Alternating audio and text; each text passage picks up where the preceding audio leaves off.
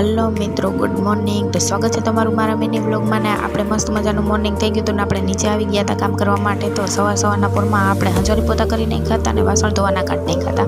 પછી વાસણ આપણે સીધા ચડાવી દીધા ફટાફટ ગેસના પ્લેટફોર્મ ઉપર। પછી વાસણ ધોઈને આપણે કપડાં પણ ધોઈ નહીં ખાતા ને કપડાં ધોઈને આપણે ડાયરેક્ટ ચડી ગયા હતા દાદરે ચડીને આપણે જતા હતા કપડાં સુકવવા। પછી ત્યાં તો હું પૂછી આપણા રૂમમાં હતા તો ગટુને એના પપ્પા બે સૂતા હતા। પછી મેં ઉઠાડ્યા ગટુને પપ્પાને કેમ કે મારે જવું હતું બહાર ફરવા। પછી મેં એના પપ્પાને કીધું કે ઉઠા આપણે બહાર જવું છે।